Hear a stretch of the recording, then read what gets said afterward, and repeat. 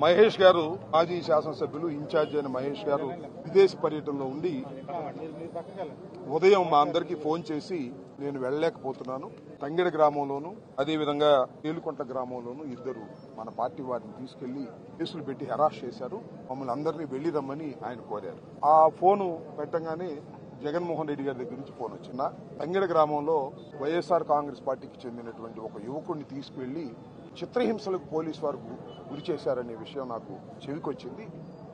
అది ఎంతవరకు నిజము ఏమిటి తెలుసుకోండి, అవసరమైతే మీరు వెళ్లి ఆ కుటుంబాన్ని పరామర్శించరండి, తెలుసుకోండి వాస్తవాలని చెప్పడం జరిగింది. ఆ తర్వాత మా లీగల్ సెల్ మాధవికి ఫోన్ చేసి వివరాలు తెలుసుకోవడం జరిగింది. ఇక్కడ ఉన్నటువంటి పెద్దలను కూడా తెలుసుకున్నాం. తెలుసుకొని ఈ రోజు మేమందరం ఒక టీమ్గా వచ్చి ఉప్పుతోళ్ల హరికృష్ణని అదేవిధంగా చల్లా ప్రేమ్ కుమార్ని ఇద్దరిని కూడా లోపలికి వెళ్లి పరామర్శించి జరిగిన విషయాలు తెలుసుకుని మీడియా ముందుకు రావటం జరిగింది. చాలా దురదృష్టం, చెప్పాలంటేనే కొంత సిగ్గుగా ఉంది. ఒక ప్రజాస్వామ్య దేశంలో ఒక వ్యక్తిని పట్టుకు వెళ్లి రక్షక భటులు అనేవారు, అంటే పోలీసులు పట్టుకు వెళ్లి కొట్టడం, దారుణంగా చిత్రహింసలకు గురి చేయటం అనేది చాలా దారుణమైనటువంటి అంశం. నిజంగా ఉప్పుతోళ్ల హరికృష్ణ చెప్పిన మాటలు నా మాటలుగా చెప్పాలంటే ఆయన ఉదయం 4 గంటలకి పోలీసు వారు వచ్చారు. అది కూడా ఎవరో జానీ భాష అంట, ఆ గ్రామంలో ప్రత్యర్థి రాజకీయ పార్టీకి తెలుగుదేశం పార్టీకి చెందినటువంటి నాయకుడు. ఆయన కారులో వచ్చారు.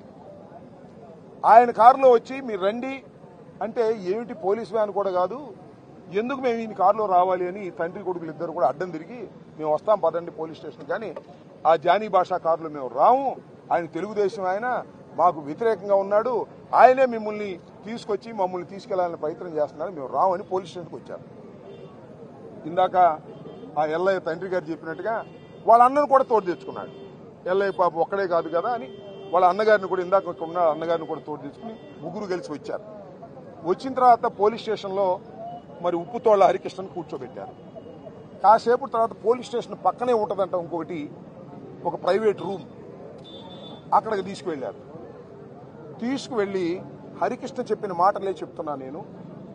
2 కాళ్లు చాచి కానిస్టేబుల్స్ ముగ్గురు, ఆ దాచేపల్లి సిఐ పొన్నూరు భాస్కరు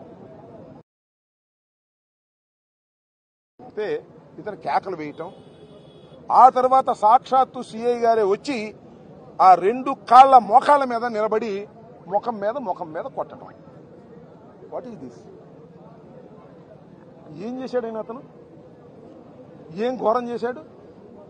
వైఎస్ఆర్ కాంగ్రెస్ పార్టీలో ఉన్నాడు, అయితే పోలీసులు ఏదైనా ఉంటే కేసు పెట్టండి.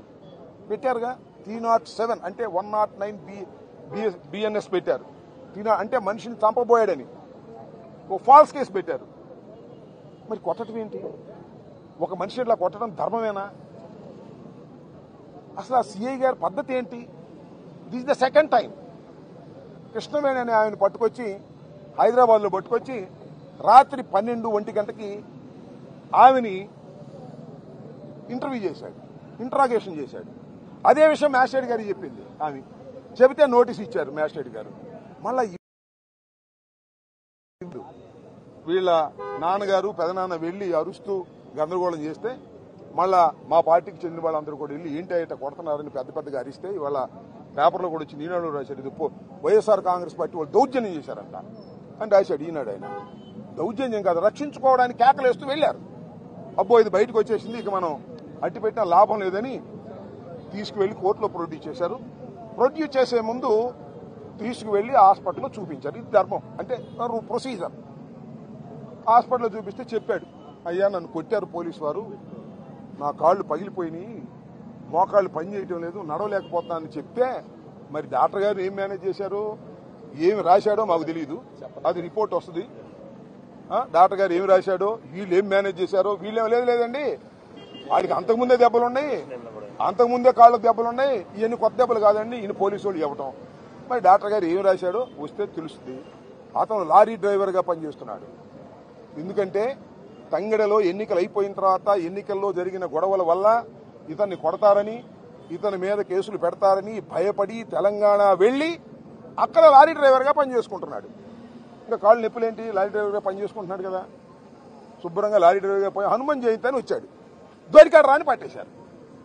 పట్టేసి తీసుకువెళ్లి ఈ విధంగా చిత్రహింసలకు గురి చేశారు. తర్వాత మ్యాజిస్ట్రేట్ గారి దగ్గర ప్రొడ్యూస్ చేశారు. గత్యంతరం లేని పరిస్థితుల్లో, లేకపోతే అప్పుడప్పుడు ప్రొడ్యూస్ చేసేవాళ్ళు కాదు, మొత్తం దెబ్బలను తగ్గిన తర్వాత ప్రొడ్యూస్ చేస్తారు. కానీ వాళ్ళ నాన్న, వాళ్ళ పెదనాన్న, ఇంకా వైఎస్ఆర్ కాంగ్రెస్ పార్టీ నాయకులు వెళ్లి మా వాడిని ఎందుకు తీసుకొచ్చారు కోర్టులో ప్రొడ్యూస్ చేయమని గద్దించిన తర్వాత గత్యంతరం లేని పరిస్థితుల్లో కోర్టులో ప్రొడ్యూస్ చేసే ముందు డాక్టర్ గారికి చూపిస్తే, డాక్టర్ గారికి ఈ విధంగా చెప్తే మరి ఆయన ఏం రాశాడో తెలియదు. మళ్ళీ మ్యాజిస్ట్రేట్ గారి దగ్గరికి వెళ్ళాడు. మ్యాజిస్ట్రేట్ గారు సహజంగా ఎవరైనా ఒక ముద్దాయిని పోలీసు వారు హాజరుపరిస్తే కోర్టు వారు మొదటి ప్రశ్న ఏమంటారంటే, అయ్యా నిన్ను పోలీసు వారు దాని ప్రకారం అడిగితే, అయ్యా నన్ను కొట్టేశారండి, కాళ్ళని నడవలేకపోతున్నాను సార్, పగలు కొట్టేశారు, నేను ఇబ్బంది పడుతున్నాను అని అన్న తర్వాత మా న్యాయవాదులు వెళ్లి ఆర్గ్యూ చేసి గుంటూరు కోర్టుకు రిఫర్ చేయండి అంటే రాత్రి గుంటూరు కోర్టుకు తీసుకొచ్చారు. జీజీహెచ్కి, సారీ గుంటూరు కోర్టు, గుంటూరు హాస్పిటల్కి, జీజీహెచ్కి తీసుకొస్తే అక్కడ టెస్టులు చేశారు, రాశారు ఏదేదో. మరి పాప మా కుర్రోడు ఎవరే రానియలేదు. అక్కడ కూడా వాళ్ళని మేనేజ్ చేయడానికి పోలీసు వారు ప్రయత్నం చేశారు. మరి ఆయన ఏ రిపోర్ట్ రాశాడో ఏమో మాకు తెలియదు, కోర్టులో సబ్మిట్ చేస్తారో తెలుస్తుంది. అక్కడ కూడా మ్యానిపులేట్ చేశారనేటువంటి అనుమానం మాకుంది. రిపోర్ట్ వచ్చిందో తెలుస్తుంది. మళ్ళీ అక్కడ నుంచి తీసుకొచ్చి ఉదయాన్నే కోర్టులో ప్రొడ్యూస్ చేస్తే కోర్టు వారు రిమాండ్ ఇచ్చారు. రిమాండ్ లోపల ఉన్నాడు. ఇంకా అతనికి వైద్యం అవసరం. ఈ రెండు చోట్ల ఎక్కడైతే కోర్టులో ప్రొడ్యూస్ చేసే ముందు గురజాల్లో హాస్పిటల్లో ప్రొడ్యూస్ చేసి డాక్టర్ గారు అనేది చాలా మంది అనుమానం. కానీ మా అక్యూజ్డ్ గా ఉన్నటువంటి ఉప్పుతోళ్ల హరికృష్ణ మాత్రం నన్ను పోలీసు వారు కొట్టారు అని చెప్పారు. ఎక్స్రే తీశారంట, కానీ వాపు ఉంది భయంకరంగా. డాక్టర్లు కూడా వచ్చారు, వాళ్ళు కూడా చూశారు, వాపు ఉంది. MRI scan